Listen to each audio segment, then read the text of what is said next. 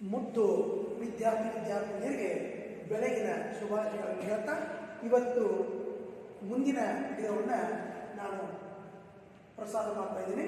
BCA ಸೆಮಿಸ್ಟರ್ನ ಪದ್ಯ ಭಾಗದ ನಿನ್ನೆ ಹೇಳಿದಂಥ ಎರಡು ಕೀರ್ತನೆಗಳು ಅನ್ನುವಂಥ ಒಂದು ಪದ್ಯ ಭಾಗ. ಅದರಲ್ಲಿ ಮೊದಲನೇ ಪದ್ಯ ಕಲಿಯುಗದ ಮಹಿಮೆಯನ್ನು ಕಂಡಷ್ಟು ಪೇಳುವೆನು, ಕಲಿಯುಗದ ಮಹಿಮೆಯನ್ನು ಕಂಡಷ್ಟು ಪೇಳುವೆನು ಅಂತ ಹೇಳುವಾಗ ಈ ಕಲಿಯುಗ ಅಂದರೆ ಏನು ಅಂದ್ರೆ ಈ ಕಲಿಗಾಲ ಅಂತ ಹೇಳ್ತೀವಿ ನಾವು. ಏನೇ ನೋಡಿದ್ರು ಈ ಕಲಿಗಾಲದಲ್ಲಿ ಹಂಗಾಯ್ತು ಹಿಂಗಾಯ್ತು ಅಂತ ನಾವು ಮಾತಾಡ್ತೀವಿ. ಇಲ್ಲಿ ಈ ಕನಕದಾಸರು ಈ ಕೀರ್ತನ ನಿನ್ನೆ ಹೇಳಿದೆ ಕೀರ್ತನ ಅಂದರೆ ಏನು, ಕಿವಿಗೆ ದೈವದ ಅಥವಾ ಭಕ್ತಿ ಸಾರದ ರಸಮಯವಾದಂತಹ ಸವಿಯನ್ನು ಅನುಭವಿಸುವುದು ಅವಕಾಶ ಮಾಡಿಕೊಡುವುದು ಕೀರ್ತನ. ದೇವರ ಚರಿತ್ರೆಯನ್ನು ಅಥವಾ ದೇವರ ಮಹಿಮೆಯನ್ನು ನಾವು ಹಾಡಿ ಕೊಂಡಾಡಿ ಅವನ ಮಹಿಮೆಯನ್ನು ಹೊಗಳಿ ಜನರ ಮನಸ್ಸಿನಲ್ಲಿ ಭಕ್ತಿಯ ರಸವನ್ನು ಮೂಡಿಸುವುದು ಕೀರ್ತನ. ಇಂಥ ಕೀರ್ತನಗಳನ್ನು ರಚಿಸಿದವರು ಕನಕದಾಸರು. ಈ ಕನಕದಾಸರು ನಿನ್ನೆ ಹೇಳಿದಂಗೆ ಹಾವೇರಿ ಜಿಲ್ಲೆಯ ಬಾರದವರು, ತಂದೆ ವೀರಪ್ಪ ಮತ್ತು ತಾಯಿ ಬಚ್ಚಮ್ಮ.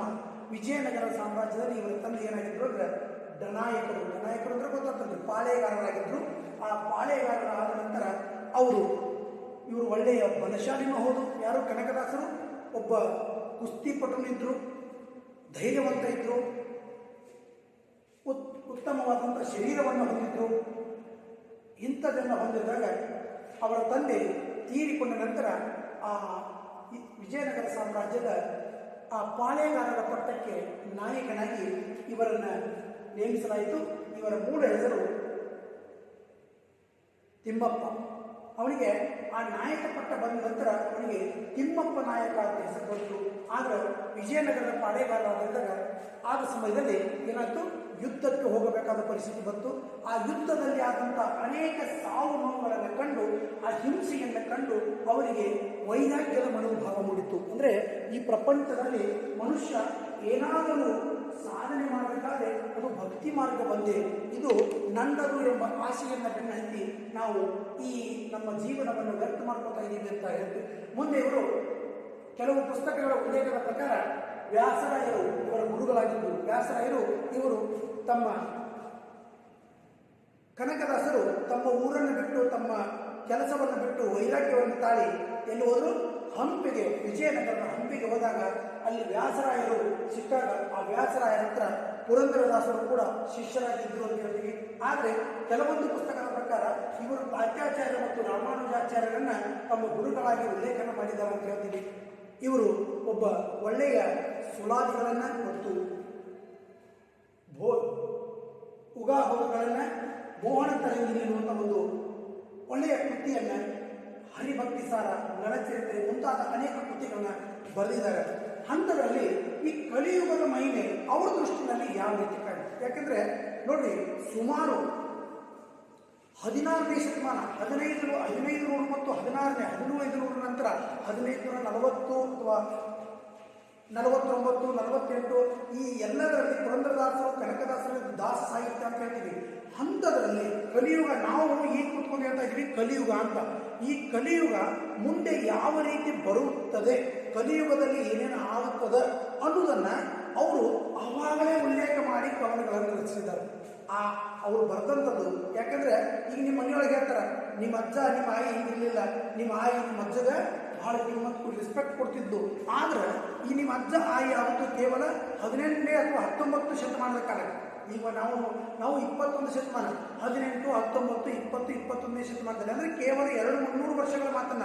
ಆದ್ರೆ 16ನೇ ಶತಮಾನದಲ್ಲಿ ಕಲಿಯುಗದಲ್ಲಿ ಮುಂದೆ ಈ ಥರ ಆಗುತ್ತದ ಅಥವಾ ಆಗ್ಯದ ಅನ್ನೋದನ್ನ ಬರೆದಿದ್ರು. ನೋಡ್ರಿ, ಅವರ ಪ್ರಕಾರ ಕಲಿಯುಗದ ಮಹಿಮೆ ಕಂಡಷ್ಟು ಪೇಳುವೆನು. ನೋಡ್ರಿ, ಕಲಿಯುಗ ಅಂದ್ರೆ ಹೆಂಗಿರ್ತದೆ? ಎಲ್ಲ ಯುಗಗಳನ್ನು ಕಳೆದ ನಂತರ ಕಲಿಯುಗವು ಪ್ರಾರಂಭವಾಯಿತು. ನೋಡ್ರಿ, ದ್ವಾಪಾರಯುಗ, ತ್ರೇತಾಯುಗ ಮತ್ತು ಕೃತಯುಗ, ಈ 3 ಯುಗಗಳ ಮುಗಿದ ಮೇಲೆ ಪ್ರಾರಂಭವಾದದ್ದು ಕಲಿಯುಗ. ಆದರೆ ಕಲಿಯುಗದಲ್ಲಿ ಎಲ್ಲದಕ್ಕೂ ಸ್ವಾರ್ಥವೇ ತುಂಬಿದರಿಂದ ಅನೇಕ ಅವಾಂತರಗಳು ನಡೆಯುವುದನ್ನು ಕಾಣುತ್ತೇವೆ. ಅವಾಂತರಗಳು ಅಂದ್ರೆ ವ್ಯತ್ಯಾಸ ಅಂತೀವಿ. ಅವಾಂತರಗಳು ಕಿಡಿಗೇತನ, ಮರುಳ ಮೂರ್ಖರಾಗಿ ಎಲ್ಲದಕ್ಕೂ ಆಸೆ ಪಡುತ್ತಾ ನೀತಿ ರೀತಿಗಳನ್ನೆಲ್ಲ ಬದಿಗಿಟ್ಟು ತನ್ನ ಅಧಿಕಾರದಾಹದಿಂದ ನಡೆಯನ್ನ ಮೀರಿ ದುರ್ನಡತೆಯ ಗುಲಾಮರಾಗಿ ತಾವಾಡುವ ಮಾತುಗಳನ್ನೇ ಸತ್ಯವೆಂದು ಹೇಳುತ್ತಾ ಪ್ರಪಂಚಕ್ಕೆ ಸುಳ್ಳಿನ ಸರಮಾಲೆಯನ್ನು ಹೆಣೆದು ನಾಟಕೀಯ ಜೀವನವನ್ನು ನಡೆಸುವಂತ ಮಾನವರೇ ಹೆಚ್ಚಾಗಿರುವ ಈ ಸಮಾಜದಲ್ಲಿ ಕಲಿಯು ತನ್ನ ನರ್ತನವನ್ನು ಪ್ರಾರಂಭಿಸಿದ್ದಾನೆ ಅಂತ ಕಾಣ್ತೀವಿ. ನೋಡ್ರಿ, ಯಾರಿಗೆ ಗುರು ಹಿರಿಯರಿಗೆ ಕಿಮ್ಮತ್ತಿಲ್ಲ, ಎಲ್ಲರೂ ತಮ್ಮ ಸ್ವಾರ್ಥಕ್ಕಾಗಿ ಜೀವನ ಮಾಡ್ತಾ ಇದ್ದಾರೆ. ಅಕ್ಕಪಕ್ಕದಲ್ಲಿರುವಂಥ ಎಲ್ಲರಲ್ಲೂ ಕೂಡ ಸ್ನೇಹ ಭಾವನೆ ಇಲ್ಲ, ಪ್ರೀತಿ ಅನ್ನೋದು ಹೋಗೋಯ್ತು. ರಕ್ತ ಸಂಬಂಧಿಗಳೆಲ್ಲ ದೂರ ಆಗ್ತಾ ಇದ್ದಾರೆ, ರಕ್ತ ಸಂಬಂಧಿಗಳೆಲ್ಲ ವೈರಿಗಳಾಗ್ತಾ ಇದ್ದಾರೆ. ಆಸ್ತಿ, ಹಣದ ಆಸ್ತಿ, ಹಣದಾಹ, ಆಸ್ತಿ ದಾಹ, ಅಂತಸ್ತು ದಾಹ, ಸ್ತ್ರೀ ದಾಹ, ಎಲ್ಲ ದಾಹಗಳಲ್ಲಿ ಒಬ್ಬ ಸ್ನೇಹಿತ. ನೋಡ್ರಿ, ಯಾವುದೋ ಒಂದು ರಾಜನ ಕಥೆಯನ್ನು ನಾನು ಕೇಳಿದ್ದೆ. ರಾಜ ಮತ್ತು ಮಂತ್ರಿಯ ಮಗ ಅತಿ ಪ್ರೀತಿವಂತರು, ಆದರೆ ಎಲ್ಲರೂ ಅವರಿಬ್ಬರು ಚಿಕ್ಕಂದಿನಿಂದ ಕೂಡಿ ಆಡಿದವರು. ಅಲ್ಲಿ ಒಂದು ಏನು ಸಮಸ್ಯೆ ಆತಪ್ಪ ಅಂದ್ರೆ, ರಾಜ ಮತ್ತು ಮಂತ್ರಿ ಮಗ ಕೂಡಿ ಯಾವತ್ತು ಇದ್ದದನ್ನು ನೋಡಿ ಜನರಿಗೆ ಹೊಟ್ಟೆ ಕಿಚ್ಚಾಯಿತು. ಆ ಹೊಟ್ಟೆ ಕಿಚ್ಚಪಡುವಂಥ ಸಮಯದಲ್ಲಿ ನೋಡ್ರಿ, ಯಾರ್ಯಾರು ದೊಡ್ಡ ದೊಡ್ಡ ಋಷಿ ಮುನಿಗಳನ್ನೆಲ್ಲ ದೇವಾದಿದೇವತೆಗಳು ಅವರ ತಪಸ್ಸನ್ನು ಭಂಗ ಮಾಡಲಿಕ್ಕೆ ತಮಗೆ ಸಾಧ್ಯವಾಗದಿದ್ದಾಗ ಒಬ್ಬ ನರ್ತಕಿಯನ್ನು ಕಳಿಸ್ತಿದ್ರು, ಅಥವಾ ರಂಭೆ, ಉರ್ವಶಿ, ಮೇನಕೆ, ತಿಲೋತ್ತಮ ಅನ್ನುವಂಥ ಒಬ್ಬ ಅಪ್ಸರೆಯನ್ನು ಕಳಿಸ್ತಿದ್ರು. ಯಾಕೆಂದ್ರೆ ಹೆಣ್ಣಿನ ಮೋಹಕ್ಕೆ ಒಳಗಾಗಿ ಆ ಮನುಷ್ಯ ತನ್ನ ಹಿಡಿದ ಛಲವನ್ನು ಅಥವಾ ಹಿಡಿದ ಹಠವನ್ನು ತ್ಯಜಿಸಿ ಮತ್ತು ತಾವು ದುರ್ನಡತೆಗೆ ಬೆನ್ನತ್ತಿ ಅನ್ನುವಂಥ ಉದ್ದೇಶ. ಹಂತದಲ್ಲಿ ಆ ರಾಜ ಮತ್ತು ಮಂತ್ರಿಯ ಮಕ್ಕಳನ್ನ ಎಲ್ಲರೂ ವಿಚಾರ ಮಾಡಿದ್ರು, ಇವರು ಬೇರೆ ಮಾಡೋಕ್ಕಾಗೋದಿಲ್ಲ. ಯಾಕಂದ್ರೆ ರಾಜ ಅದನ, ಮಂತ್ರಿ ಇದನ, ಇವರಿಬ್ಬರು ಇಷ್ಟೊಂದು ಸ್ನೇಹದಿಂದ ಇದ್ರಂದ್ರೆ ಏನಾಗ್ತದೆ, ಇವನೇ ಯುವರಾಜನಾದ ಮೇಲೆ ಇವನನ್ನೇ ಮಂತ್ರಿಯಾಗಿ ಮಾಡ್ಕೊತಾರೆ, ನಮ್ಗೆ ಯಾರಿಗೂ ಈ ಸ್ಥಾನ ಸಿಗುದಿಲ್ಲ ಅನ್ನುವಂಥ ಒಂದು ಕುತಂತ್ರದಿಂದ ಅವರನ್ನು ಬೇರೆ ಮಾಡಕ್ಕೆ ಎಲ್ಲರೂ ಚರ್ಚೆ ಮಾಡಿದಾಗ ಒಬ್ಬಳು ಹೆಣ್ಣುಮಗಳು ಏನಿರುತ್ತೆ, ಈ ಇಬ್ಬರ ಸ್ನೇಹವನ್ನು ಬೇರೆ ಮಾಡಕ್ಕೆ ಬರೋದಿಲ್ಲ. ಒಂದೇ ಒಂದು ಕ್ಷಣದಲ್ಲಿ ಬೇರೆ ಮಾಡ್ತೀರಿ. ಯಾರಿಗೂ ಆಗದಂಥ ಒಂದು ಕೆಲಸವನ್ನು ನೀ ಹೆಂಗೆ ಮಾಡ್ತೀಯ ಅಂತ ಕೇಳಿದಕ್ಕೆ ಅವಾಗ ಅವಳು ಹೋಗಿ ಮಂತ್ರಿ ಮಗನ ಕಿವಿಯಲ್ಲಿ ಒಂದು ಮಾತು ಹೇಳಿದಂತ. ಆ ಮಾತು ಏನಪ್ಪಾ ಅಂದ್ರೆ, ಯಾರಿಗೂ ಹೇಳಬೇಡ. ನೋಡಿ, ಮಾತು ಹೇಳಿದ್ದು ಕರೆಕ್ಟು, ಅವನು ಹೇಳೋದು ಕರೆಕ್ಟು. ಮಾತು ಏನಪ್ಪಾ ಅಂದ್ರೆ ಯಾರಿಗೂ ಹೇಳಬೇಡ. ಅದಕ್ಕೆ ರಾಜನ ಮಗ ಕೇಳಿದ್ರೆ ಆ ಹೆಣ್ಮಗಳ ಕಿವಿಯೊಳಗೆ ಏನು ಹೇಳಿದ್ದು ಅಂತ ಹೇಳಿದ್ರೆ ಯಾರಿಗೂ ಹೇಳಬೇಡ ತಂದಾಳ. ನಾವು ಕೇಳಿದ, ಅಲ್ಲ ನಾನು ನೀನು ಅವತ್ತಿನ ಚಿಕ್ಕಂದಿನಿಂದ ಗೆಳೆಯರು, ಇಲ್ಲಿವರೆಗೂ ನನ್ನ ಅರಮನೆಯಲ್ಲಿ ನನ್ನ ಜೊತೆ ನೀನು ಎಲ್ಲ ಮೃಷ್ಟಾನ್ನ ಭೋಜನವನ್ನು ಮಾಡಿ ಬೆಳೆದಿರುವಾಗ ನೀನು ನನಗೂ ಕೂಡ ಹೇಳಂಗಿಲ್ಲ. ಇಲ್ಲಪ್ಪ, ಅವಳು ಹೇಳಿದಳ, ಯಾರಿಗೂ ಹೇಳಬೇಡ. ಅಷ್ಟಕ್ಕೆ ನೋಡ್ರಿ, ಅವರಿಬ್ಬರು ದೋಸ್ತಿ ಮುರಿದೋಯ್ತು. ಅದಕ್ಕೆ ಇಲ್ಲಿ ಇಬ್ಬರು ಒಳ್ಳೆಯ ಒಂದು ಮನೆತನದಲ್ಲಿ, ಅವಿಭಕ್ತ ಕುಟುಂಬದಲ್ಲಿ ಒಬ್ರು ಯಾರಾದರೂ ನನ್ನದೇ ಅನ್ನುವಂಥ ಸ್ವಾರ್ಥ ತುಂಬಿದವರು ಯಾರಾದರೂ ಅಲ್ಲಿ ಬಂದರು ಅಂದ್ರೆ ಆ ಮನೆ ಒಡೆಯುವುದರಲ್ಲಿ ಸಂಶಯ. ಇನ್ನು ಯಾರಿಗೆ ಯಾರು ಇಲ್ಲದೆ ತಮ್ಮದೇ ಈ ಪ್ರಪಂಚದಲ್ಲಿ ಕ್ಷಣಿಕ ಸುಖಕ್ಕಾಗಿ ಹಾತೊರೆಯುತ್ತ. ನೋಡ್ರಿ, ಪ್ರತಿಯೊಬ್ಬರಿಗೆ ಏನು ಬೇಕಾಗಿದೆ, ಒಂದು ಗುಟ್ಕ ತಿಂದರೂ ಕೂಡ ಕೇವಲ ಬಾಯಿ ರುಚಿ, ಒಂದು ಕ್ಷಣದ ಸುಖ. ಶರೀರ ಕುಡಿದ್ರೂ ಕೂಡ ಒಂದು ಕ್ಷಣದ ಸುಖ. ಅವ ಕುಡಿಯೋದಾಗ ಏನಾಯ್ತು, ಸ್ವಲ್ಪ ನಶೆ ಇತ್ತು, ಬಟ್ ಆದರೆ ಅದರಿಂದ ಅವನ ಸಂಸಾರವೇ ನಾಶ ಆಗಿ ಹೋಗುವಂಥದ ಹಾತೊರಿತದೆ. ಒಂದು ಕ್ಷಣಿಕ ಸುಖ. ನೋಡ್ರಿ, ಯಾರೋ ಒಬ್ಬರಿಂದ ನೀವು ಯಾವುದೋ ಒಂದು ಕೆಟ್ಟ ಸಂಬಂಧವನ್ನು ಬೆಳೆಸ್ತೀರಿ, ಅದು ಸಾಸಿವೆ ಕಾಲಷ್ಟು ಸುಖದ. ಆದರೆ ಅವರಿಂದ ಯಾವುದಾದ್ರೂ ಒಂದು ಅನಾಹುತವಾದಂಥ ದೊಡ್ಡ ರೋಗವನ್ನು ನೀವು ಪಡೆದುಕೊಂಡ್ರೆ ಅದು ನೀವು ಸಾಗರದಷ್ಟು ದುಃಖ. ಸಮಾಜದಲ್ಲಿ ಎಷ್ಟೋ ಜನ ತಮಗಾಗಿರುವ ರೋಗಗಳನ್ನು ಮುಚ್ಚಿಕೊಂಡು ಜೀವಿಸ್ತಾ ಇದ್ದಾರೆ. ಆ ಜೀವಿಸೋದಷ್ಟ ಅಲ್ಲ, ಗೊತ್ತಿಲ್ಲಂಥ ಯುವಕರಿಗೂ ಕೂಡ ಅಂಟಿಸಿಬಿಡ್ತಾರೆ. ಇಂಥದ್ದೆಲ್ಲ ಯಾಕೆ ಬರೀತಾರಪ್ಪ? ಕಲಿಯುಗದ ಮಹಿಮೆ ಅಂದ್ರೆ ಏನು? ನಿನಗೇನು ಗೊತ್ತಿಲ್ಲ, ಕಲಿಯುಗದಾಗ ಏನು ನಡೆದಿರುತ್ತೆ ಗೊತ್ತಿಲ್ಲ. ಆದ್ರೆ ಅದನ್ನ ಇನ್ನೊಬ್ಬರು ನಿಮ್ಮ ಕಿವಿಗೆ ಹೇಳುವಾಗ, ನಿಮ್ಮ ಕಿವಿಗೆ ತೋರಿಸುವಾಗ, ಅಥವಾ ನಿಮ್ಮ ಕಿವಿಯಲ್ಲಿ ಅವುಗಳನ್ನ ಸ್ಫುರಿಸಿದಾಗ ಸುರಿಸಿದಾಗ ಅವಾಗ ನಿಮ್ಗೆ ಏನಾಗ್ತದೆ, ಯಾವುದೋ ಒಂದು ರೀತಿಯ ನಿಮ್ಮಲ್ಲಿ ಬದಲಾವಣೆ ಬರ್ತದೆ ಅಂತೇಳಿ ಈ ಒಂದು ಪಠ್ಯ ಪುಸ್ತಕದ ಮೂಲಕ ನಿಮ್ಮ ಆಯಾ ವಯಸ್ಸಿಗೆ ತಕ್ಕಂಥ ಕೆಲವೊಂದು ವಿಷಯಗಳನ್ನ ಇಲ್ಲಿ ಮುಂದಿಡ್ತಾರೆ. ಯಾಕೆಂದ್ರೆ ಹೇಳ್ತೀವಲ್ರಿ, ಕೆಂಪಿರುವುದೆಲ್ಲ ಹಣ್ಣ ಅಲ್ಲಂತ. ಹೌದಿಲ್ಲ? ಕೆಂಪಿರುವುದೆಲ್ಲ ಹಣ್ಣಲ್ಲ. ಎಷ್ಟೋ ನೋಡಿ, ಎಲ್ಲಿ ಬಳ್ಳಿ ಅಂತ ಹಚ್ತಾರೆ, ಎಲ್ಲಿ ತೋಟದಾಗ. ಅಲ್ಲಿ ನೋಡ್ರಿ, ಗುಬ್ಬಿ ಗಿನಿಯನ್ನು ಬಂದು ಆ ಎಲಿಯನ್ನು ಹಾಳು ಮಾಡ್ತಾ ಅಂತೇಳಿ ಅದರಲ್ಲಿ ಚಿಕ್ಕ ಚಿಕ್ಕ ಚಿಕ್ಕ ಮೆಣಸಿನಕಾಯಿಯನ್ನು ಹಚ್ತಾರೆ. ಏನಂತಾರೆ? ಲವಂಗ ಮೆಣಸಿನಕಾಯಿ ಅಂತ ಚಿಕ್ಕ ಇರ್ತದೆ. ಆದ್ರೆ ಅದು ಮೂರ್ತಿ ಚಿಕ್ಕದು, ಕೀರ್ತಿ ಬಾಳು. ಅದು ಕೆಂಪಗಿರೋದ್ರಿಂದ ಪಕ್ಷಿಗಳು ಇದು ಯಾವುದೋ ಹಣ್ಣಿರಬಹುದು ಅಂತ ಬಂದು ತಿಂತದ, ತಿಂದುಗಳು ಗೊತ್ತಾಗ್ತದೆ ಇದು ತುಂಬ ಖಾರವಾದ ಕ್ಷಾರಿಕವಾದಂಥ ಒಂದು ಪದಾರ್ಥ. ಅದಕ್ಕೆ ಭಯ ಬಿದ್ದು ಆ ಎಲಿ ತೋಟಕ್ಕೆ ಬರೋದಿಲ್ಲ. ಯಾಕಂದ್ರೆ ಎಲಿ ತೋಟದ ಕುಡಿಗಳನ್ನು ಕತ್ತರಿಸ್ತಾ ಹೋಗ್ತವೆ ಯಾವ ಪಕ್ಷಿಗಳು. ಅದೇ ರೀತಿ ಸುಂದರವಾಗಿ ಕಾಣುವುದೆಲ್ಲ ನಮಗೆ ಆ ಸುಂದರತೆಯನ್ನು ನಾವು ಬಯಸ್ತಾ ಇದ್ರೆ, ಆ ಸುಂದರತೆಯನ್ನು ನಾವು ಹೊಗಳ್ತಾ ಇದ್ರೆ, ಅಥವಾ ಆ ಸೌಂದರ್ಯವನ್ನು ಪ್ರಕೃತಿ ನೋಡ್ರಿ ಸೌಂದರ್ಯವಾಗಿರೋದನ್ನು ಕಂಡು ಜನ ಅದು ನನಗೆ ಬೇಕು ಅಂತ ತನ್ನ ಸ್ವಾರ್ಥಕ್ಕಾಗಿ ಎಲ್ಲವನ್ನ ಕಬಳಿಸ್ತಾರೆ. ಆ ಬೆಟ್ಟದ ಮೇಲೆ ಸುಂದರವಾಗಿ ಯಾರೋ ನಿಂತ್ಕೊಂಡು ಫೋಟೋ ತೆಗಿತಿರ್ತಾರೆ. ಆದರೆ ಕೆಲವೊಂದು ಆ ಹಣದಾಯಿಗಳು ಮತ್ತು ದೊಡ್ಡ ದೊಡ್ಡ ಶ್ರೀಮಂತರಿಗೆ ಆ ಬೆಟ್ಟದ ಮೇಲೆ ಕಂಡು ಬೀಳ್ತದೆ. ಅದೆಲ್ಲ ಹೊಡೆದು ನಾನೇನು ಫ್ಯಾಕ್ಟ್ರಿ ಕಟ್ಟಬೇಕು ಅಥವಾ ಏನಾದರೂ ಒಂದು ಹೊಲಗದ್ದೆಗಳನ್ನು ಮಾಡ್ಕೋಬೇಕು, ಹಿಂಗೆ ನಿಸರ್ಗದ ಸೌಂದರ್ಯತೆಯನ್ನು ನಾಶ ಮಾಡ್ತದೆ. ಇಲ್ಲವ್ರಿ, ಯಾರಿಗೆ ಯಾರೂ ಇಲ್ಲದೆ ತಮ್ಮದೇ ಆದ ಪ್ರಪಂಚದಲ್ಲಿ ಕ್ಷಣಿಕ ಸುಖಕ್ಕಾಗಿ ಹಾತರಿಯಿಂದ ತಮ್ಮ ಬದುಕಿನ ಸಮಯವನ್ನು ಹಾಳು ಮಾಡುತ್ತಿರುವ ಯುವ ಪ್ರತಿಭೆಯನ್ನು ಕಾಣುತ್ತೇವೆ. ಹಿರಿಯರೆನಿಸಿಕೊಂಡವರು ಕೂಡ ತಮ್ಮದೇ ಸ್ವಾರ್ಥಕ್ಕಾಗಿ ತಂತ್ರಜ್ಞಾನದ ಬಳಕೆಯಲ್ಲಿ ಮುಳುಗುತ್ತಾ ಮಕ್ಕಳಿಗೆ ಒಳ್ಳೆಯ ದಾರಿಯನ್ನು ತೋರಿಸದೆ ತಾವೇ ದುರ್ಮಾರ್ಗದಲ್ಲಿ ನಡೆಯುತ್ತಿರುವುದು ಈ ಕಲಿಯುಗದ ಕಾರಸ್ಥಾನವಾಗಿದೆ. ನೋಡ್ರಿ, ಮೊಬೈಲ್ ತಗೊಂಡ್ರಿ ಮಕ್ಕಳಿಗಿಂತ ಅಪ್ಪಗ ಮೊಬೈಲ್ ವಿಡಿಯೋಗಳನ್ನು ನೋಡೋದು ಇಂಟ್ರೆಸ್ಟ್ ಇದೆ. ತಾನೇ ಅದಕ್ಕೆ ಒಬ್ಬ ತಾಯಿ ಒಂದು ಮನೆಯಲ್ಲಿ ಪುಸ್ತಕ ಓದ್ತಾ ಇದ್ದಂತ, ಆ ಪುಸ್ತಕ ಓದುವಾಗ ಆಕೆ ಹತ್ರ ಪುಸ್ತಕಗಳು ಜಾಸ್ತಿ ಇದ್ದು ಅವ್ರ ಮಗುನು ಓದ್ತಾ ಇತ್ತು. ಪಕ್ಕದ ಮನೆಯೊಬ್ಬರು ಅಂಟಿ ಬಂದು ಅವ್ರ ಹತ್ರ ಕೂತಾಗ ನಿಮ್ಮ ಮಗು ಎಷ್ಟು ಚಂದ ಓದ್ಕೊತಾನ್ರಿ ಅನ್ನೋದಕ್ಕೆ ಆ ತಾಯಿ ಉತ್ತರ ಕೊಟ್ಲಂತ. ಮಗು ತಾನಾಗಿ ಮಾಡೋದಿಲ್ಲ, ತಂದೆ ತಾಯಿ ಏನು ಮಾಡ್ತಾರಲ್ಲ ಅದನ್ನು ಅನುಸರಿಸ್ತದೆ. ತಂದೆ ತಾಯಿ ಅಭ್ಯಾಸ ಮಾಡ್ತಿದ್ರು, ಪುಸ್ತಕ ಓದ್ತಿದ್ರು ಅಂದ್ರೆ ಪುಸ್ತಕ ಓದ್ತದೆ. ತಂದೆ ತಾಯಿ ಮೊಬೈಲ್ ನೋಡ್ತಿದ್ರು ಅಂದ್ರೆ ಮೊಬೈಲ್ ನೋಡ್ತದೆ.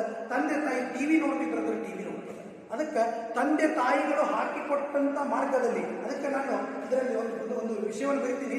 ಹಿರಿಯರೆನಿಸಿಕೊಂಡವರು ಕೂಡ ಮಕ್ಕಳಿಗೆ ದಾರಿಯನ್ನು ತಾಡದೆ ತಾವೇ ತಂತ್ರಜ್ಞಾನದ ಬಳಕೆಯಿಂದ ತಾವೇ ದುರ್ಮಾರ್ಗದಲ್ಲಿ ನಡೆಯುತ್ತಿರುವಾಗ ಮಕ್ಕಳಿಗೆ ಬುದ್ಧಿ ಹೇಳುವರು ಯಾರು?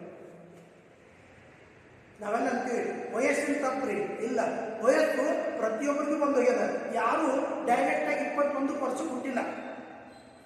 ಪ್ರತಿಯೊಬ್ಬರು 0 ಹುಟ್ಟಿದ ದಿನದಿಂದ ಅವನ ವರ್ಷಗಳ ಕೌಂಟ್ ಆಗಿ ಅವನು 8ನೇ ವರ್ಷ ಪಾರ್ ಮಾಡ್ಯಾನ, 15 ಪಾರ್ ಮಾಡ್ಯಾನ, 12 ಪಾರ್ ಮಾಡ್ಯಾನ, 13, 14, 15, 16, 17, 18. ನೋಡ್ರಿ ಹೆಂಗೆ ಬರ್ದಾರ್ರಿ, 10, 11 ಹಿಡ್ಕೊಂಡು 12 ಅಲ್ಲಿವರೆಗೂ ಹದಿಯರು ಹತ್ತಿರ ಹದಿಯರು ಯೌವನ ಪ್ರಾರಂಭವಾಗೋದು 13ರಿಂದ 18ರವರೆಗೆ.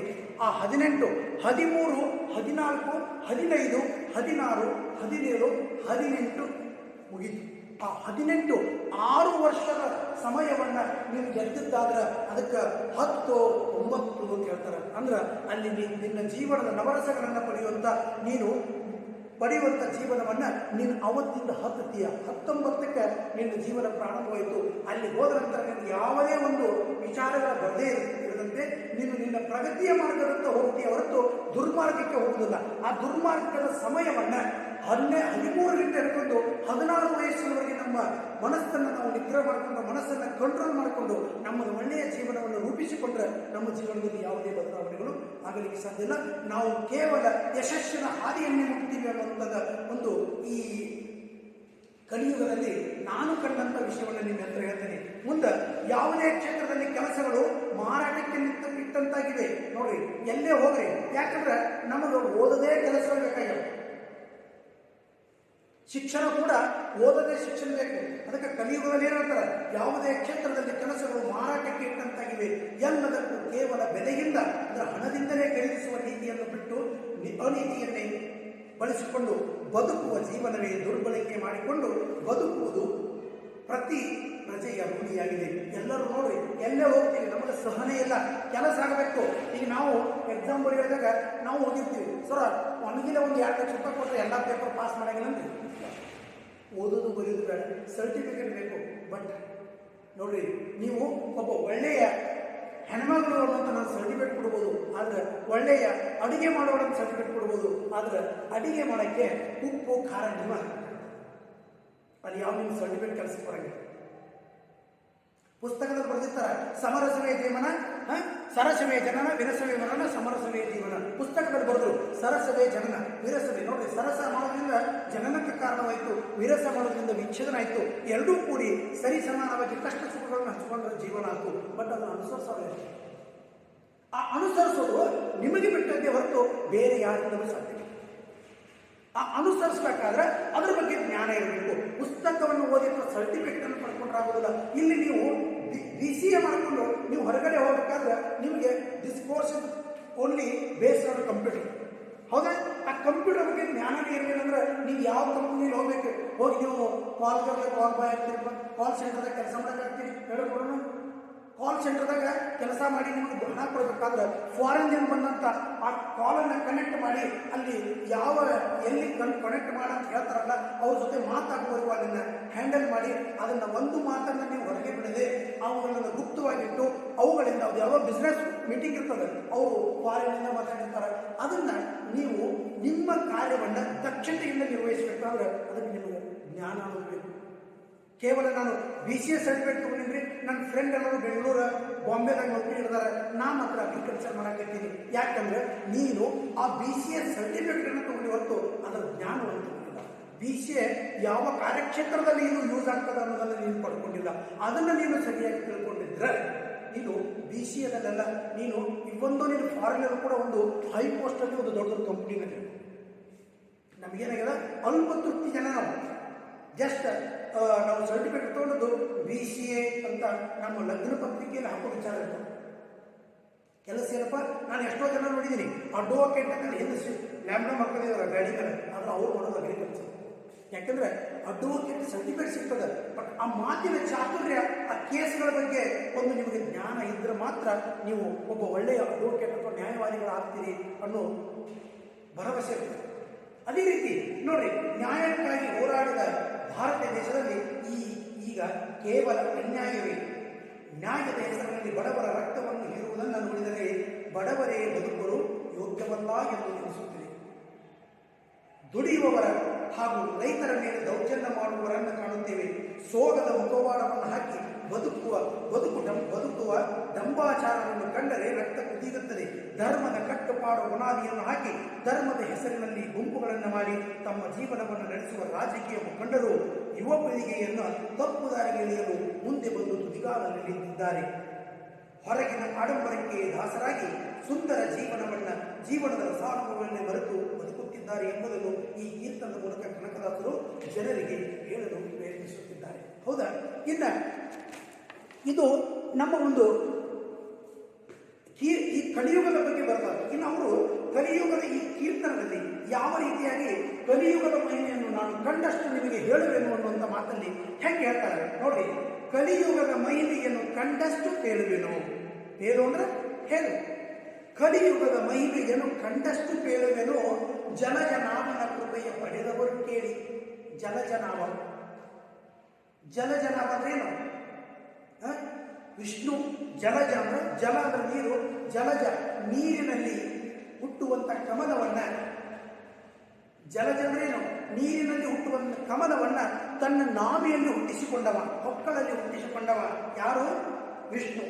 ಅವ ಹೇಳ್ತಾನೆ ಜಲದ ನಾವಿನ ಕೃಪೆಯ ಪಡೆದವರು ಕೇಳಿ. ಅಂದ್ರೆ ಯಾರಾದರೂ ಇದನ್ನ ದೇವರ ಮೇಲೆ ಭಕ್ತಿ ಇರುವಂತವರು, ದೇವರ ಆಶೀರ್ವಾದವನ್ನು ಪಡೆದು ನೀವು ಸನ್ಮಾರ್ಗದಲ್ಲಿ ನಡೆಯುವಂತವರಿಗೆ ಮಾತ್ರ ನಾನು ಹೇಳ್ತಾ ಇದ್ದೀನಿ. ಯಾಕಂದ್ರೆ ನೋಡ್ರಿ, ಸತ್ಯ ಧರ್ಮಗಳೆಲ್ಲ ಎತ್ತು ಹೋದವು ಕಾಣೆ. ಸತ್ಯಕ್ಕೆ ಹೆಸರಾದ ಸತ್ಯ ಹರಿಶ್ಚಂದ್ರನ ನಾಡು ನಮ್ಮದು. ಅಂತ ಧರ್ಮಕ್ಕೆ ಹೆಸರಾದ ಬಸವಣ್ಣನವರ ನಾಡು. ಧರ್ಮವನ್ನ ಗಾಳಿ ಬೆಳಗಿದಂತ ಅಣ್ಣ ಬಸವಣ್ಣನವರ ನಾಡು. ಅಂತ ನಾಡಿನಲ್ಲಿ ಸತ್ಯ ಮತ್ತು ಧರ್ಮಗಳೆಲ್ಲ ಎತ್ತುಕೋದವು ಕಾಣೆ. ಎಲ್ಲಿ ಹೋದು? ಅವೆಲ್ಲ ಕಣ್ಮರೆ ಆಗ್ತದವು. ಸತ್ಯ ಗೊತ್ತಿಲ್ಲ, ಪ್ರತಿಯೊಂದು ಮಾತಿಗೂ ಸುಳ್ಳು. ಎಕ್ಸಾಂಪಲ್ ನೀವೇ ತಗೊಳ್ರಿ, ನಿಮ್ಮದ ಫೋನ್ ಇರ್ತದೆ, ನಮ್ಮ ಪಕ್ಕನೇ ನಿಂತಿರ್ತೀರಿ, ಎಲ್ಲೋ ನಿಂತಿರ್ತೀರಿ, ನೀವು ಯಾರೋ ಫ್ರೆಂಡ್ ಫೋನ್ ಬಂದಿರ್ತದ, ಅಲ್ಲಿ ನಾವು ಸೈಡಿಗೆ ನಿಂತಿರ್ತೀವಿ. ನೀವೇನು ಹೇಳ್ತಿರ್ತೀರಿ?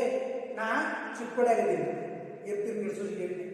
ನಾ ಬೆಳಗಾವಿಯಾಗಿದ್ದೀನಿ, ಇಲ್ಲ ನಾ ಆಫೀಸ್ನಾಗಿದ್ದೀನಿ, ಇಲ್ಲ ನಾನು ಕಾಲೇಜ್ನಾಗಿದ್ದೀನಿ. ಈ ರೀತಿ ಸತ್ಯ ಅಳಿದು ಹೋಗ್ತಾ ಇದೆ. ಧರ್ಮ, ಯಾವುದೇ ಧರ್ಮ ನೋಡ್ರಿ, ಧರ್ಮ ಸತ್ತ ಪ್ರಾಣಿಗಳ ತಿಂದು ಸತ್ತಂತೆ ಬದುಕುವವರ ಸತ್ಯವನ್ನು ಹುಡುಕಲು ನನಗೇನು ಕಾರಣ ಅಂತ ಹೇಳ್ತಾರ.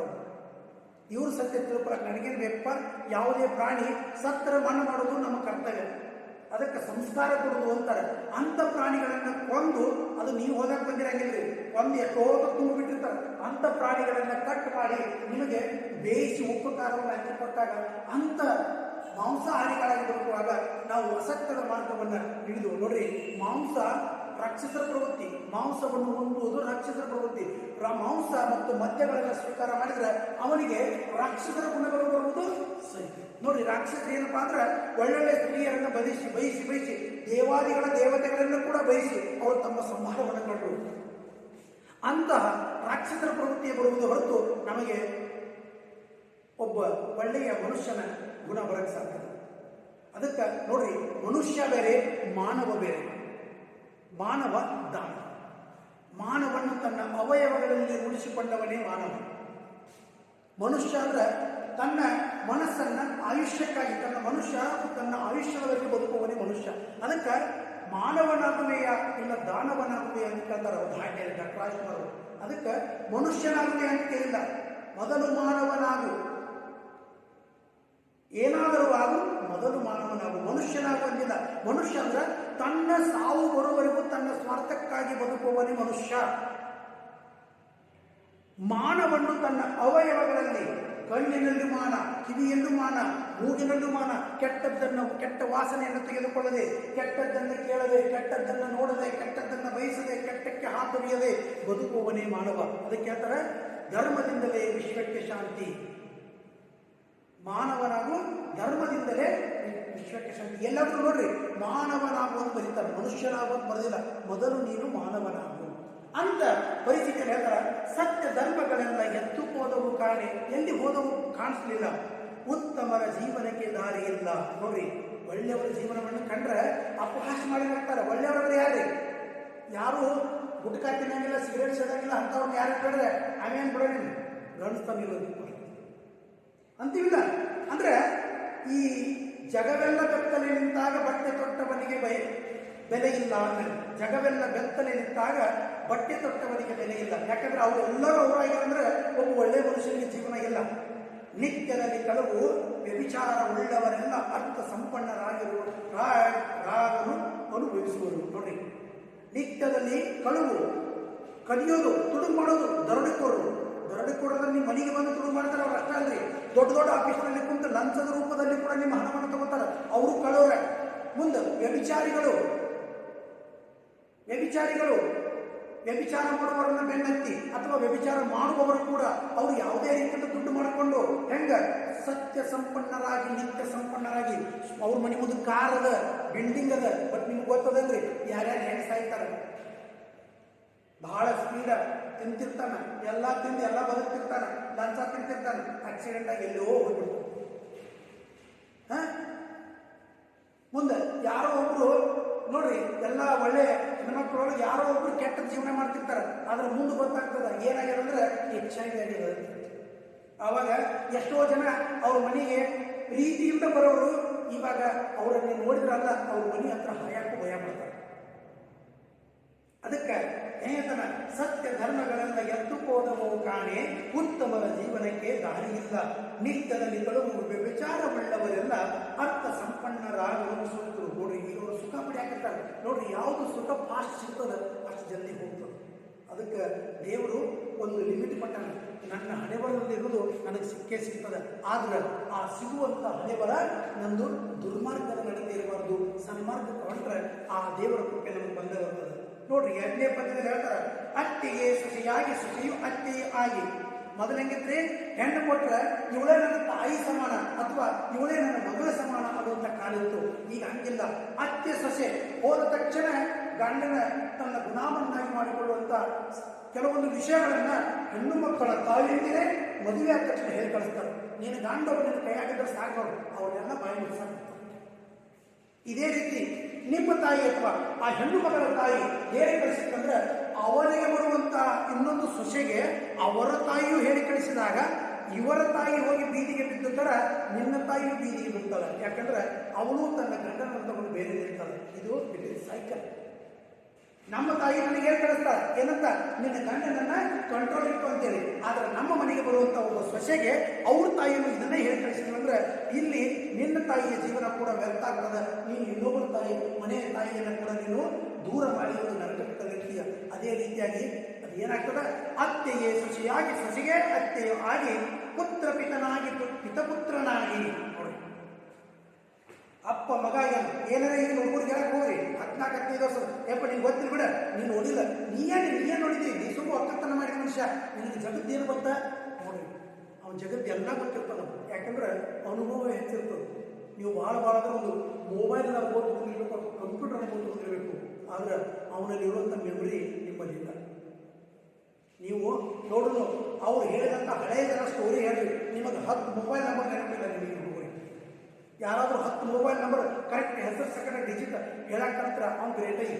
ಯಾಕಂದ್ರೆ ಮೊಬೈಲ್ನಾಗ ಮೆಮೊರಿ ಬಂದದ್ದು ನಿಮ್ಗೆ ತಲೆ ಇಟ್ಕೊಳ್ಳೋಕೆ ತಲೆನೇ ಇಲ್ಲ. ಏನೇ ಕೇಳ್ರಿ ಸರ್ ನಂಗೆ ಮೊಬೈಲ್ ಕಳಿಸ್ರಿ, ನೋಟ್ಸ್ ಅಲ್ಲ, ಹೇಳಿದ್ದನ್ನು ತಲೆಯಾಗಿ ಇಟ್ಕೋರಿ. ಅದು ಏನು ಕಳಿಸಿದ್ರು ಬೇಡ, ವಿಷಯವನ್ನು ಒಂದು ತಲೆಯಾಗಿ ಇಟ್ಕೊಂಡ್ರೆ ಸಾಕು, ಅದು ಕೊನೆಯವರೆಗೂ ಉಳಿಯೋದು. ಮತ್ತೆ ಗಂಡನಿಗೆ ಹೆಂಡತಿಯ ಗಂಡಳಾಗಿ ವರ್ತಿಸುವವರಯ್ಯ ತಮಗೆದುರಿಲ್ಲವೆಂದು. ನೋಡ್ರಿ, ಗಂಡನನ್ನ ತನ್ನಂತೆ ಮಾಡಿಕೊಂಡು ಆ ಗಂಡ ಕೂಡ ಅವರಂತೆ ಆಗ್ತಾನೆ. ಯಾಕೆ? ಗಂಡನು ಯಾವುದೋ ಒಂದು ಆಸೆಗೆ ಹಾತೊರೆಯುವಂಥ ವ್ಯಕ್ತಿ. ಅವನಿಗೆ ನಿಜವಾಗಿ ಅವನ ಕರ್ತವ್ಯ ಗೊತ್ತಿಲ್ಲ. ಯಾಕಂದ್ರೆ ಗಂಡ ಮನೆಗೆ ದಕ್ಷನಾಗಬೇಕು, ಮಕ್ಕಳಿಗೆ ಒಂದು ಸನ್ಮಾರ್ಗದ ನಿಧಿಯಾಗಬೇಕು. ಅವನು ಕೇವಲ ಒಂದು ತನ್ನ ಮನಸ್ಸಿನ ಬಯಕೆಗಳನ್ನು ತೀರಿಸುತ್ತಾ ಅವನು ಯಾವುದರಲ್ಲಿ ಸುಖ ಅಂತೇಳಿ ಪಡ್ಕೊಂಡಿದ್ದಾನೆ, ಊಟ ತಿನ್ನಿಸಿ ತಿರುಗಾಡೋದು, ಮಜಾ ಮಾಡೋದು, ಇದನ್ನು ಮಾತ್ರ ಪಡ್ಕೊಂಡಿದ್ದಾನೆ. ಅಲ್ಲೇನಾಗ್ತದೆ, ಗಂಡ ಹೆಂಡತಿಯ ಗಂಡನಾಗಿ ವರ್ತಿಸುವವರನ್ನು ನಾವು ಹೇಳುವ ತಮಗೆದುರಿಲ್ಲವೆಂದು. ನೋಡ್ರಿ, ನಮ್ಗೆ ಯಾರು ಇಲ್ಲ ಅಂದಾಗ ಯಾರ್ಯಾರ ದುಡ್ಡು ಹಾಕೋಲ್ರಿ, ಯಾರು ಮನ್ಯಾಗ ನಾವು ಎಷ್ಟೋ ಜನ ನೋಡಿದ್ವಿ, ಎಲ್ಲೋ ಒಂದು ಮನ್ಯಾಗ ಏನೋ ಚರ್ಚೆ ಮಾಡ್ತಿರ್ತೀವಿ, ಗಂಡ ಸುಮ್ಮನೆ ಕೂತಿರ್ತಾನೆ, ಏನು ಬಂದು ಮೊದಲು ಮಾತಾಡ್ತಿರ್ತಾವೆ, ಆಕೆಗೆ ಎಲ್ಲ ಗೊತ್ತಿದ್ದಾನೆ. ಅದ್ರ ಮೊದಲು ಎಂಥ ಕಾಲಕ್ಕೆ ನಮ್ಮ ಅಜ್ಜಿ ಕಾಲಕ್ಕೆ ಗಂಡ ವ್ಯವಹಾರ ಮಾಡ್ತಾ ಇದ್ರೆ ಹೆಂಡತಿ ಯಾವತ್ತೂ ಹೊರಗೆ ಬರ್ತಾ ಇರಲಿಲ್ಲ. ಅಂದ್ರೆ ಕಲಿಯುಗದ ಮೈಲಿಗೆ ಎಷ್ಟೊಂದು ಬದಲಾಗ್ತದೆ ಅಂತೇಳಿ ಅವಾಗ ಬರ್ತಾರೆ. ನಾ ಬರ್ತಿದ್ದಲ್ಲಿ ಕನಕದಾಸರು 16ನೇ ಶತಮಾನದಲ್ಲಿ ಮುಂದೆ ಹೇಳ್ತಾನೆ, ವಾವೆ ವರಸೆಯ ತಪ್ಪಿ. ವಾವೆ ಅಂದ್ರೆ ಸಂಬಂಧ, ವರಸೆ ಅಂದ್ರೆ ಒಂದಕ್ಕೊಂದು ನಮಗಿರುವಂತ ವಾವೆ, ವರಸೆ ಅಂದ್ರೆ ಹೊಂದಾಣಿಕೆ, ವಾವೆ ಅಂದ್ರೆ ಸಂಬಂಧ ಮತ್ತು ಹೊಂದಾಣಿಕೆಗಳು ತಪ್ಪಿ ವೈರಿ ವರ್ಗವು ಹೆಚ್ಚಿ. ನೋಡ್ರಿ, ಯಾರಲ್ಲಿ ಹೊಂದಾಣಿಕೆ ಇಲ್ಲ. ಅಕ್ಕದ ಪಕ್ಕದ ಮನೆಯವರು ಒಂದು ಬಚ್ಚಲು ನೀರು ನಮ್ಮ ಮನೆ ಕಡೆ ಬಂದ್ರೆ ಅದೇನೋ ನಾವು ಕುಡಿಯಕತ್ತೀವಿ ಇಲ್ಲ, ಆ ನೀರು ನಿಮ್ಮ ಭೂಮಿ ಮೇಲೆ ಬಂದು ಸ್ವಲ್ಪ ಹಿಂಗಿದ್ರೆ ಅದಕ್ಕೆ ಹೊಂದಾಣಿಕೆಗಳು ಇಲ್ಲ. ನಮ್ಮ ನೀರು ಅವ್ರಿಗೆ ಹೋಗೋದಿಲ್ಲ, ಇವ್ರ ನೀರು ನಮಗೆ ಬರಬಾರ್ದು. ನಮ್ಮ ಮನೆ ಅಂಗಳು ಅಷ್ಟೇ ಕಸ ಹೊಡಿತೀವಿ, ಅವ್ರ ಪಕ್ಕದ ಮನೆಯವ್ರು ಊರು ಹೋಗ್ಯಾರಪ್ಪ, ನಮ್ಮ ಮನೆ ಮಕ್ಕಳ ಅವ್ರ ಪಕ್ಕದ ಅಂಗಳಾಗ ಆಡ್ತಾವು, ಅದನ್ನು ಸ್ವಲ್ಪ ಕಸ ಹೊಡಿಬೇಕು ಅನ್ನುವಂಥ ಜ್ಞಾನ ಈಗ ನಮಗಿಲ್ಲ. ವೈರಿ ವರ್ಗವು ಹೆಚ್ಚಿ ಎಲ್ಲರೂ ತಮಗೆ ತಾವ ವೈರಿಗಳಾಗಿದ್ದಾರೆ.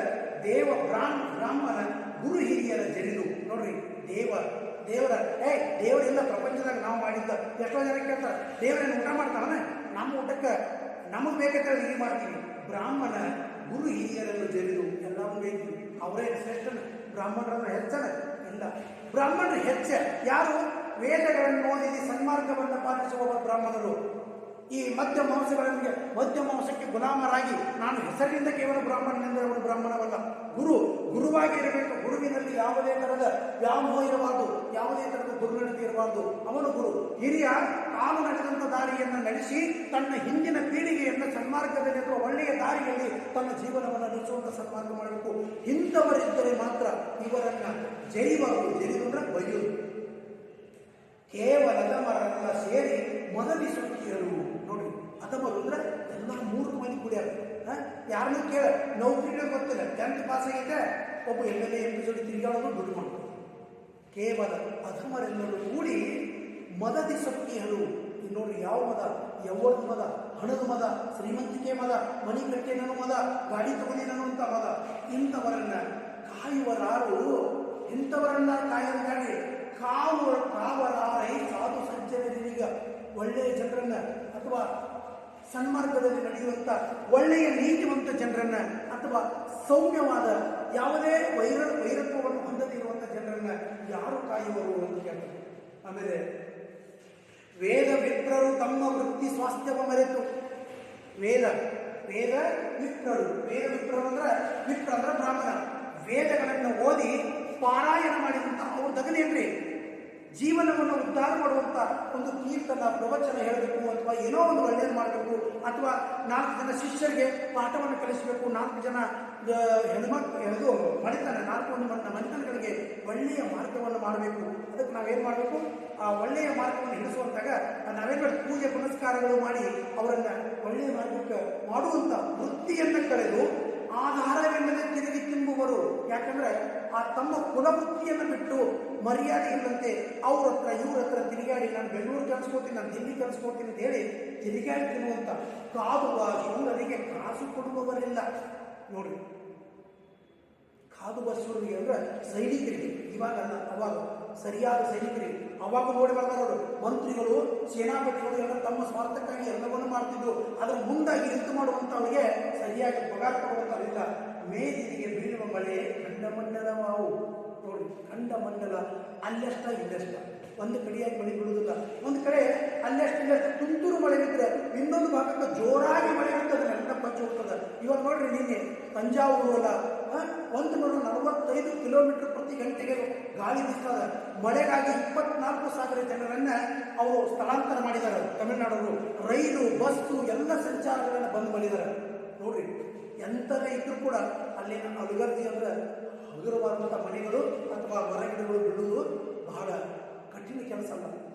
ಮೇದಿನಿ ಅಂದ್ರೆ ಭೂಮಿಯಗೆ ಮಳೆ ಬೀಳುವುದು ಹೆಂಗಾದ್ರೆ ಖಂಡಮಂಡಲವಾಯಿತು.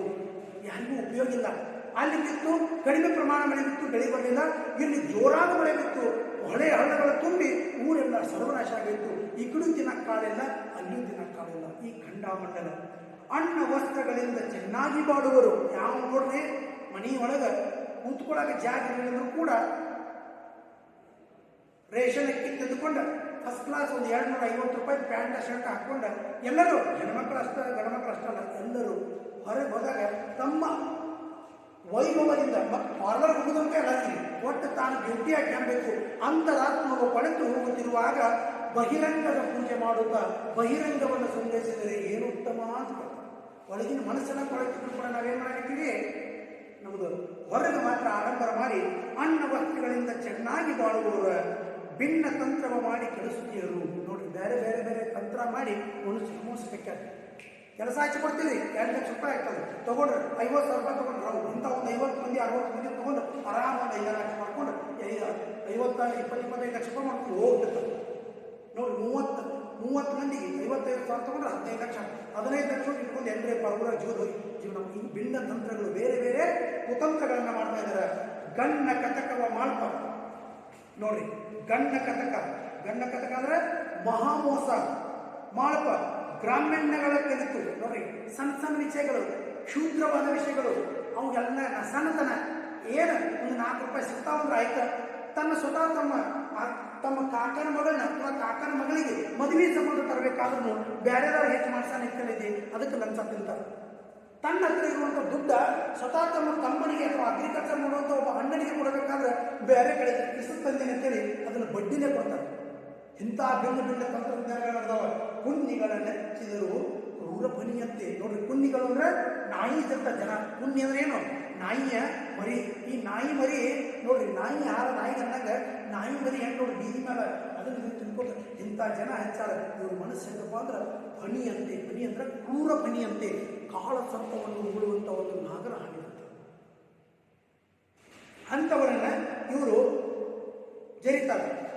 ಆಳಿದೊಡೆಯಂಗೆರಡು ಬೈಯುವಾತಗೆ ಒಳ್ಳೆ ಮಾಳಿಗೆಯ ಮನೆ ತುರುವ ಧರವಸಧಾನ್ಯ. ನೋಡಿ, ಆಳಿಗೆ ಒಡೆಯಲಿಗೆ, ಆಳಿದೊಡೆಯಂಗೆ ತನ್ನ ಮಾಲಕನ ಮನೆಯಲ್ಲೇ ಮೋಸವನ್ನು ಮಾಡಿ ಅಥವಾ ತನ್ನ ಕಂಪನಿಯಲ್ಲಿ ಅಥವಾ ತನ್ನ ಒಬ್ಬ ಒಡೆಯನಿಗೆ ಮೋಸ ಮಾಡಿ ಅವನಲ್ಲಿರುವ ಹಣವನ್ನೆಲ್ಲ ಮೋಸದಿಂದ ದೋಚಿಕೊಂಡು ಬಂದು ಮಳಿಗೆಯ ಮನೆಯನ್ನ ಕಟ್ಟಿ ಅಲ್ಲಿ ದವಸ ಧಾನ್ಯಗಳನ್ನು ತುಂಬಿಕೊಂಡು ಸಂತೋಷವಾಗಿ ಬದುಕ್ತಾ ಇದ್ದಾರೆ.